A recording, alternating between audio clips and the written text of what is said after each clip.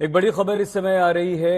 NCP office पर दावा कर सकते हैं अजीत पवार, और अजीत पवार का ये दावा चुनाव आयोग के उस निर्णय के बाद है जब चुनाव आयोग ने अजीत पवार गुट को असली एनसीपी बता दिया है, चुनाव चिन्ह दे दिया है। यानी कि अब असली एनसीपी तो अजीत पवार की ही है, इसलिए अजीत पवार अब जो एनसीपी का ऑफिस है उस पर दावा कर सकते हैं। एनसीपी का ऑफिस सरकार की ओर से मिला है, पार्टी मुख्यालय पर दावा कर सकते हैं। अभी वहां शरद पवार गुट के लोग बैठते हैं। अजीत पवार अब एनसीपी दफ्तर पर अपना दावा भी कर सकते हैं। चुनाव आयोग ने अजीत पवार को असली एनसीपी बता ही दिया, इसलिए उनका दावा भी मजबूत है।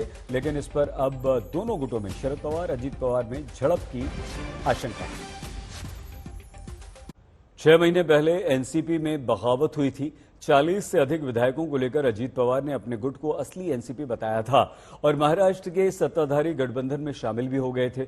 मामला चुनाव आयोग में पहुंचा था। 6 महीने में करीब 10 सुनवाई के बाद अब जाकर चुनाव आयोग ने अपना निर्णय अजीत पवार के पक्ष में सुना दिया है। जोरदार ताळ्यामध्ये स्वागत झालं पाहिजे। त्यानंतर मी वो तारीख थी 5 जुलाई 2023। भतीजे अजीत पवार ने चाचा शरद पवार की पार्टी पर दावा ठोक दिया और उन्हें एनसीपी अध्यक्ष पद से हटाने का ऐलान कर दिया। अजीत पवार ने खुद को एनसीपी का राष्ट्रीय अध्यक्ष घोषित कर दिया। ये महाराष्ट्र की सियासत में बड़ा उलटफेर था। शरद पवार गुट ने विरोध किया, हमले किए, लेकिन कोई फायदा नहीं हुआ। आखिरकार चुनाव आयोग ने अजीत पवार गुट को एनसीपी का नाम और निशान दे दिया। आज उन्होंने गला दाबा दिया शरद पवार का पॉलिटिकली, और इसके पीछे एक ही आदमी है, अजीत पवार। ये बाकी के लोग जो बोल रहे हैं वो तो कान फूंक रहे हैं। उनके हत्या तो अजीत पवार ने की। सगे यानी खून का रिश्ता, उस खून के रिश्ते ने गला दबा डाला। शरद पवार ने एनसीपी को पैदा किया, सींचा, सत्ता तक पहुंचाया। अब उनके अपने भतीजे ने उनसे उनकी पार्टी छीन।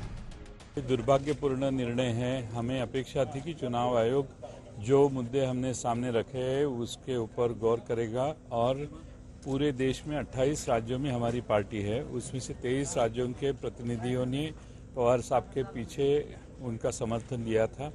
महाराष्ट्र में भी बड़ी तादाद में हमने एफिडेविट्स दे के समर्थन दिया था जो ऑफिस बेरर्स है उनके।